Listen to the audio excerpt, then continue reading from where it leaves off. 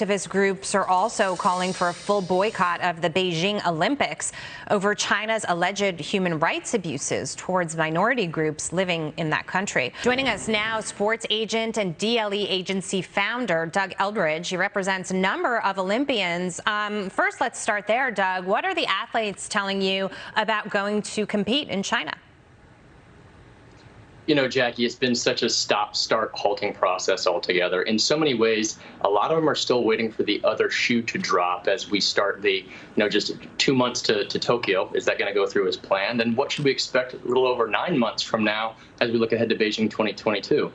At a time of uncertainty, it makes it hard to focus. So it's a lot of self-doubt right now. I can imagine the discipline that these athletes need to compete, and then having these issues, the uncertainty on top of it makes it very, very difficult. But it's so interesting because you look at not non-Olympic athletes, but you look at the LeBron Jameses of the world who are very outspoken on a number of issues that are happening here in the United States, and you wonder if some of these athletes that are going to compete, feel that they should speak up, or maybe they don't think it's their place. What am I missing here?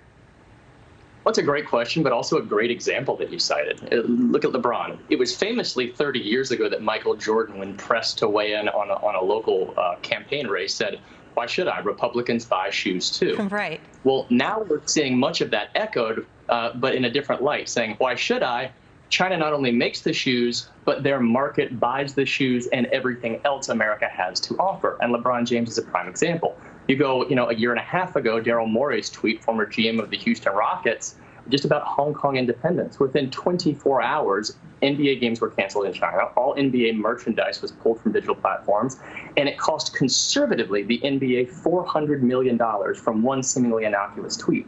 So there's a level of inconsistency insofar as political activity and engagement. But athletes have to be increasingly cognizant of their brand, both foreign and domestic. So it is a little bit complex, for sure. No, it definitely is, and that's an excellent point that you make. I think back to 2008 when China hosted its first Olympics in Beijing, and it really was a turning point for them, being on the global stage in that way, hosting the Olympics, having everybody travel there. And I lived in China in 1996, so it was 12 years before, and I didn't go to the Olympics, but what I was told was that the transformation that happened in Beijing was just so phenomenal for this one event, because they wanted to present themselves to the world on this global stage in a certain way. And you think to yourself, dealing with the Uyghur situation, how the Uyghur population is being treated, Hong Kong right now as well, the future pretty uncertain there. And you also think about the impact of the coronavirus pandemic and what's happened and the transparency or lack thereof with respect to getting to the bottom of what happened here. And you say to yourself, do we want to give China this global stage, to showcase itself? Is this the time in history to do that? Well, I'd make the argument that, to your point, China is as good on the other side of the curtain on a global stage as they are behind it making backroom deals. Case in point. That was absolutely 2008, China's coming out party to the rest of the world. From the 2008 synchronized drummers, the best opening ceremony of all time, without question, to absolutely flawless orchestration of the games, to something as innocuous as them shooting silver into the clouds to break up the pollution in the months and weeks leading up to the games, because Beijing, as you know, has notorious pollution and smog. Yeah. So the application and the illustration was tremendous. But now pivot to the other side of the curtain, Jackie, behind the stage. China is fantastic at backroom negotiations. I don't say that as a slight. Case in point, the IOC agreed to buy COVID-19 vaccines from China for all of the Tokyo athletes that will need it, as well as the Beijing 2022 athletes. So they're not only great at putting on a global display with pomp and circumstance, they're good at rolling up the sleeves and getting down to the nitty-gritty and making the backroom deals that continue to grease the wheel moving forward. And also, in that same light, you made a great point. The 2024 Olympics in Paris and the 28 Olympics in Los Angeles both have human rights decrees and very careful stipulations and contracts they had to agree to.